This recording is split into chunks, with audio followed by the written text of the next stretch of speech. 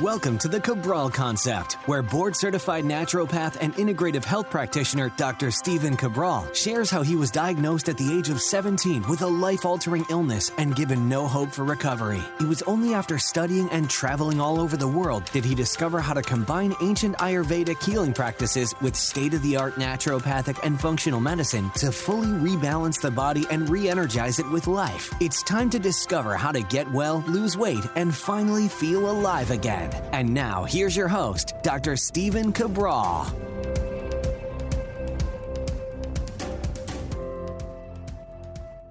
Hey everybody, welcome back. Can't wait to get into today's Mindset and Motivation Monday. My personal way to start the week. Love being able to share some of these thoughts and philosophies with you that I've been fortunate enough to learn over the years, sometimes the hard way, and sometimes, if possible, always through a mentor, a coach, or books and different audio that I've been listening to. So one of the things I think about motivation and inspiration in general is that it's not something that you can learn one time and then say, oh, okay, I'm good. Because I've really been studying this now for about 20 years, maybe even a little bit longer.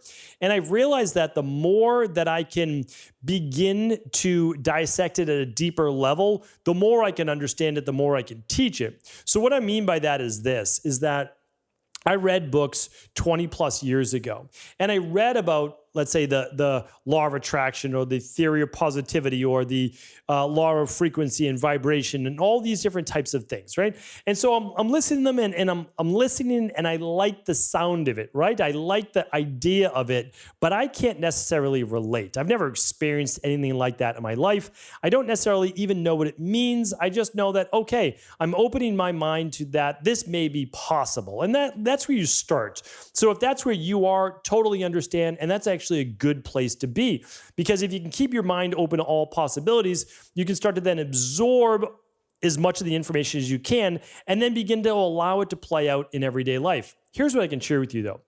The more that you can start to study it, the more that you can just put it on repeat, whether it's from one individual or multiple individuals, it starts to sink deeper into the subconscious. So the subconscious really works in two ways. One, it's everything that we've been absorbing as a child before the age of around 8 years old.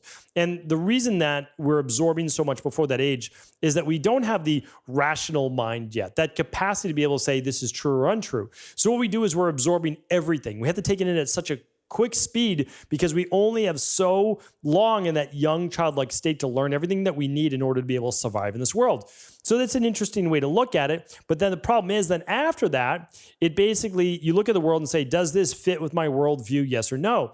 And that's why we go back to this childhood programming of what did I learn before the age of 7 years old or so? And you don't know because you were more in that theta-based state. You weren't necessarily using the same level of brain waves you have today as an adult. The rational mind wasn't there in the same way. And so you look at life sometimes as a very scary thing. And so we have these childhood traumas that we develop that many of us don't even know we have until we begin to explore it. So how do you overcome all of that subconscious programming? It's really two ways, right? It's repetition, which is why I'm saying continue to listen to Mindset and Motivation Mondays. Continue to read the books. Continue to just do the work overall, because the only other way to reprogram and rewire the mind is actually through an emotionally charged event, a very emotionally charged event. Hopefully a positive one, but sometimes a negative one as well. So you can have a positive outlook about a specific thing, but if a very negative thing happens, okay, that will shift the subconscious. Now, on the other hand, if you have a and it would have to be extremely deep and powerful at an emotional level, some type of transformation, okay, that can transform the subconscious in a moment as well. But for the most time, it's really putting in thousands and thousands of reps with beginning to look at and reframe how we see the world. So that's how I've been able to do it over a period of years. And it doesn't happen all at once. So it's gradual. It's very interesting. Now, the repetition again comes from listening, seeing, visualizing, and then doing it as well in your life. So as you're doing this, though, I can share with you that it's often difficult. I find it difficult myself too sometimes, and I've been doing this for quite some time. But the important thing is this, is that we're never going to be able to have the life we want, reach our full potential, and really be at peace, like really enjoy life. But when I say be at peace, I mean like you're good. I say this to people all the time, like, do you know what it means to just be like, yeah, I'm good. Like I'm good. No matter what, I'm good. And they're like, no, I don't really get it. And when they don't get it, it can either be me, like how I'm framing it, how I'm cueing them, but also they're not, like they don't really understand what it means yet to be good. Being good to me is not good, bad in that sense, but like I'm at peace. I'm doing exactly what I'm supposed to be doing.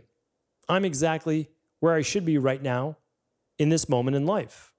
And it doesn't always mean like everything is fantastic. It just means like, I'm good. This is exactly where I'm supposed to be right now. And if you're not there in both mind and body in the physical reality, then we do need to work on that. And the problem is that so many of us are replaying programs of the past, and we're in a lowered mood because of that. We're kind of hearkening back on all of the mistakes of our past, all of the transgressions that we wished went better, that we wish we did things differently in life. And then we worry about the future. You know, will the future be worse than it is today? Will it be more of the past? And what we miss is when we're living and recalling the past, and then we're worried and anxious about the future, we miss the present moment of now. So what I'd like to do right now is share with you how to stay in the present in every moment. And like most things for this show, this came from a really nice story that I heard, and this was secondhand, and I wish I could give credit where credit's due, but really I am giving credit because it was from a story recalling Kobe Bryant. So Kobe Bryant, most people are familiar with him, but he was one of the best basketball players of all time. A rival of the Boston Celtics with the LA Lakers, and a very competitive individual. So he pushed himself to the very limit to get every last bit out of his potential. And he knew that from such a very young age, like going pro at basically 18 years old or so. But even then he knew, like, I know what my potential is. I'm not there yet. I'm going to push it. He stayed in the gym longer. He showed up earlier. There's many recounts of him practicing at 3, 4 in the morning, working on his jump shot, trying to get better. That was the level of commitment he had for himself and to becoming great and to just reaching his full potential. And so, you know, was he the best basketball player of all time? Most people aren't going to say that he is, but he was up there. Like he's up there in the conversation. Now, that's not necessarily the topic of today, but what happened was this. It was recalling his greatness and how hard he worked and how present he was with what he was doing in basketball. And someone relayed that in terms of, yes, but even the great Kobe Bryant, how would his life have been different? What would he have done different if he knew that his life would come to an end far too soon, during a very tragic event with one of his daughters as well, and actually a helicopter crash, if I'm recalling correctly. And the story went on, and the person was an excellent storyteller. But they said with Kobe and all of his genius, all of his smarts, he ended up going from basketball to being a great investor and helping with charities and his daughter's basketball league and so much more. What if you were to tell Kobe that was the last time that he was going to see his family, that was going to be his last morning waking up, that this was going to be the last breakfast he ever had, that this would be the last time he stepped into a helicopter? Now, I don't like to get down at that, deep emotional level because, even though I don't like to show it a lot of times, or and I'm not afraid to, it's just I don't necessarily allow that to pour out because it can be very overwhelming for me. As I take these emotions at a very, very deep level. And I think part of that is because I had no idea that I would ever get well again. So you try telling someone at 17 years old that their best years are behind them, that's really difficult. And when you go from doctor to doctor, from 17, 18, 19 years old with no hope, only a terrible prognosis of autoimmune disease, Addison's disease, POTS, all sorts of different issues, right? Type 2 diabetes, rheumatoid arthritis, et cetera. And you say, yeah, it's only going to get worse. We can give you these medications to help stave off the symptoms, but the prognosis does not look good. So I saw, I think back then, how short life could be, and also how miserable that life can be for someone like me in this position with such a bleak outlook. Now, luckily, I just said, and I gave up many times. Don't get me wrong. I'm not saying that I have superhuman abilities, but for whatever reason, something inside of me said, try this next thing. Try this next thing. And just that stubbornness to say there has to be a better way, that this can't be my destiny. This can't be my life. I feel like I have more to give, that I have more to learn, that I have more to share. And so I think that for me, the thought process of what if this was the last time, can be really overwhelming because it takes me back there. But what I'd like to share with you is this, because we can use some of this to stay more present. What if you are out to a really nice lunch with someone or meeting, and you said, what if this was the last time I was meeting with this individual, right? What if this was the last conversation I was having with this person? It would change your frame of reference. I just believe that it would. It would make you more present. It would make you a kinder and gentler human being. You'd want to leave them feeling good about themselves, right? You would want to leave feeling great. You'd want to say, that was a really amazing conversation. One of the best conversations I've ever had. And I think that will always be the case if we are fully present. The best conversation ever? Maybe, maybe not. One of the best? Sure. When you are present and you're truly listening to that other individual and you're exchanging energy even without words, it is a pretty powerful experience. I'll give you a few more examples, but let's just say you're on a trip, you're traveling. What if this is the last trip that you take? What if this is the last time that you travel? Now, again, don't necessarily think about it in a morbid way. I try not to at all. And I'll give you my tip toward the end as well.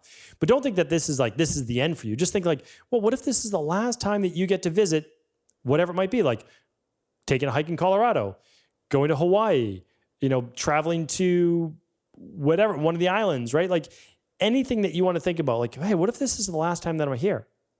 If it's the last time that you're here, you're going to be more, I think, cognizant about how you spend your time and just the moments of trying to enjoy it. Oftentimes I will sit back on the couch, with my daughters, and they'll be, we'll be playing a game, and we like to play board games, different things like that.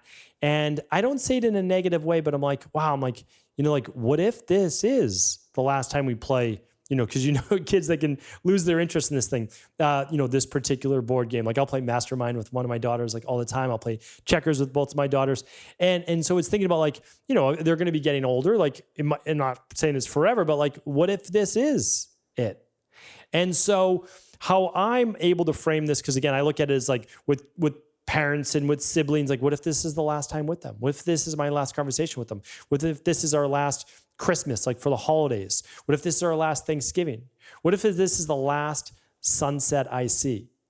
And again, it's not meant to be morbid, because I get totally overwhelmed by that. I'm I think strange in that way. I don't think as many people would, but I do. And so what I think about is this: I don't think about it from dying or going anywhere, because I can't do that. That's just kind of too much for me to kind of grasp, whether myself or anyone else won't be here tomorrow, right? So I try not to go there. But what I do is it puts me just in that moment hey, what if this was the last one? And I say it like that. Right? So I don't say it in a morbid way. I say, hey, what if this is the last one? And meaning I'm not going to get to, hopefully, I'm not going to have other experiences in life. But all I do is say it like that. So I say it gently. I'm always about that. I'm be gentle with yourself. Again, you have to be, right? You can't be your own worst enemy. So be gentle with yourself. So I say, I'll walk outside. I walk my dog every night, and I love to do it, when the sun's going down, and I love to do it when the sun's coming up. And I said, wow, this is really amazing. And when you've done it enough, now saying what if this is the last sunset that I see? If you've done it enough, I'm telling you right now, you can eventually get to the place where you're just saying this is amazing. And you can just be at peace with it and take it all in. But until you've practiced, right? Until you put in your repetitions, you can't necessarily get there. And I'm going to try to take this now with me through the holidays. And I know that we've been celebrating some holidays already, and a lot more of my gatherings, and not say it from, again, a negative standpoint, but just wow, this, no matter what, whether this is the last Thanksgiving or whether this is the last Christmas or so that I have with people, I think about this. This is the only 2022 Christmas that I'm going to have with them, right? I don't know what next year will bring. So let me enjoy this year while we have it. Because no matter what, and it's crazy, but there's 12 cousins for my daughters in the family now. Like there's a lot of what I just call my parents, like grandkids, right? There's a lot roaming around everywhere. So, you take the good, you take the bad, you take all the chaos, all of that. But every year they're getting a little older. No matter what, they're not the same age next year. Neither are you.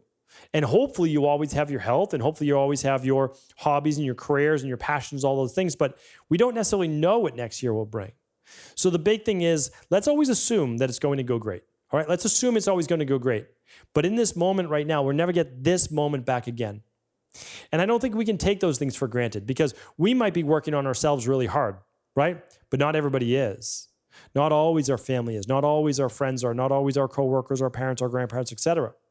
So what we need to do is just say, listen, like the time I have, I don't know how many moments are left, but the time I have with you, the holidays, the conversations, I'm not going to take them for granted.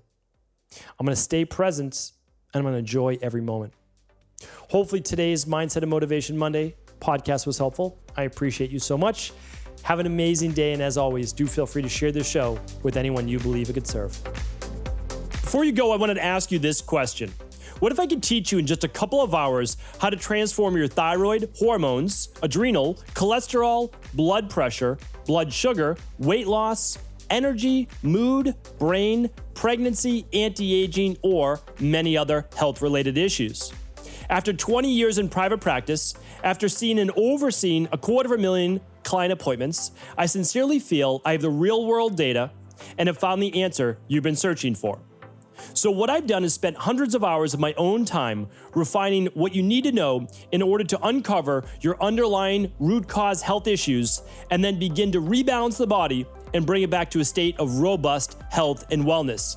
I'm going to teach you exactly what I do in my private practice so you can understand how you got here and now what you need to do in order to heal.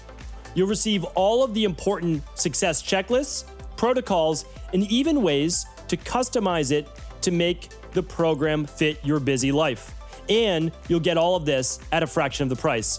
Let me save you the time, money, energy, stress, and frustration of not knowing what to do next. Instead of reading dozens of books on the topic and seeing multiple practitioners, I will condense everything that you need to know in just a few hours of video tutorials that you can watch and listen to anywhere. Together, we will make this healing process an enjoyable one that you can take with you for the rest of your life.